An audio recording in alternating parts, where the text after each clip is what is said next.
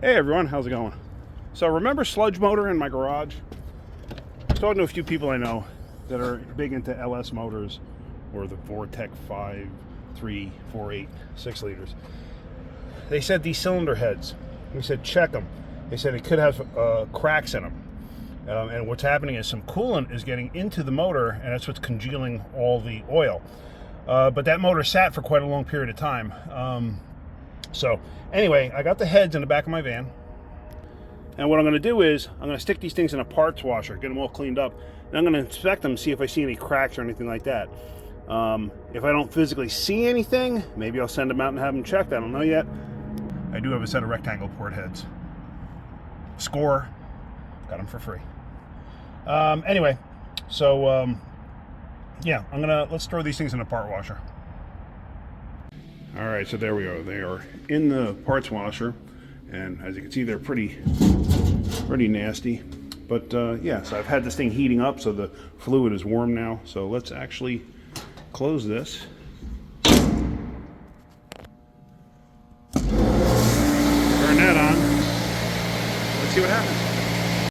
All right, so the heads are done being cleaned, and then let them cool off, knock off all the solution that's on there, and then we're going to inspect them, see what they look like.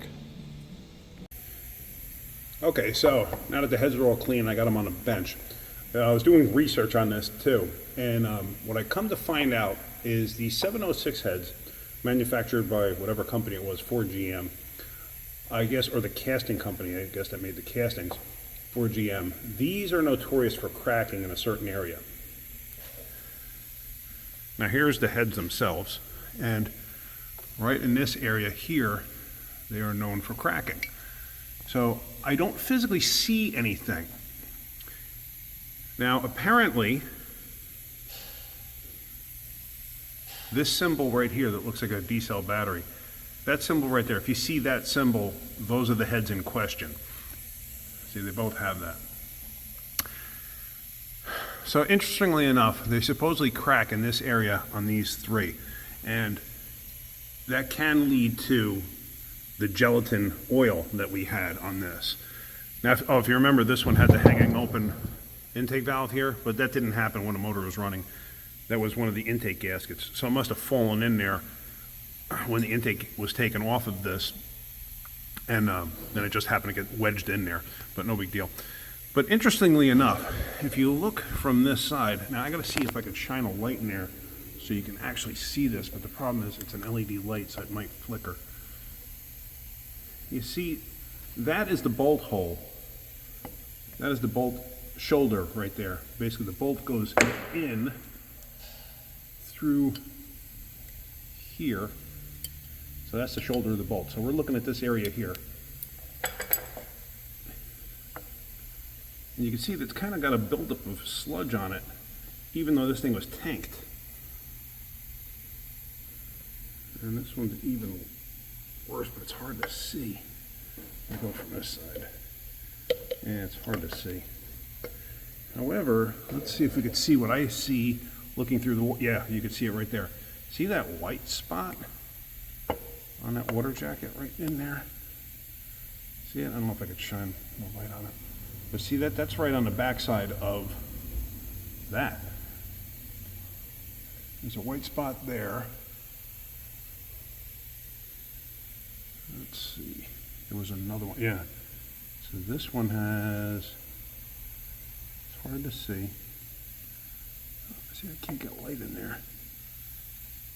Oh, wait a minute. I know how I can get light in there. Hang on one second. Okay, so this is actually my borescope. But for some reason, my borescope stopped recording video. So there's that. But if you look inside that hole there, you can see some more of that white mark. Don't remember if this one had it.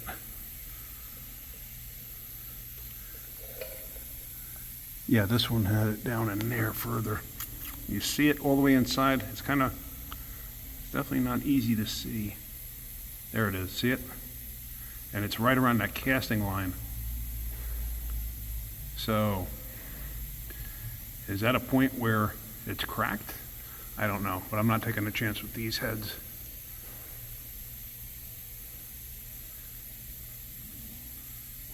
but you can definitely see it.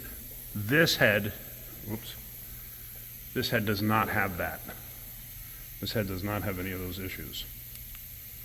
Let me shut my thing off here, okay. So, this is a great little borescope. I could still use it, it for some reason won't record video, so I don't know if it's my phone that's not allowing it or if it's the app that's not allowing it. Maybe I should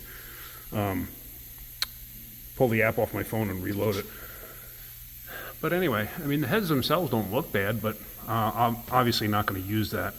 Anyway, that piece that was stuck in there, how they get it out, basically I just hit the other side of the valve with my trusty hammer there, and I whacked it a couple times and a piece fell out. No big deal.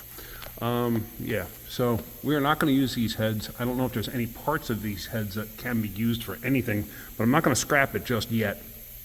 There's a dowel stuck in this one. I got to get that out. There's not one stuck in that. But I still got to get the motor, and I got to bring it down to the shop here, and so I can continue taking it apart and clean it up because it's just too cold in my garage right now. Hopefully next year I can have heat in my garage, but that's definitely not happening this year. Besides, it's February now, so another month and a half of cold. So it's not worth putting a heater in there. Not yet. All right. Yeah, so that's it. The heads look good, other than they're cracked, probably. But I don't see anything else. I do see one, was it on this head or that head? Yeah, one bit of oddness that I found in the casting is this. Like, why does it have like rust? Is that an actual crack in the casting right there? Or was that just from whatever? I don't know. I don't know. Like I said, really not concerned because I'm not going to use these heads anyway. I have a set of rectangle port heads here somewhere. I stuck them somewhere. I don't know what to do with them. But yeah, anyway, so that's about it. So hopefully you're getting something out of my videos. If you are, hit that like button. If you could, please subscribe. All right, guys, have a great day. Keep wrenching.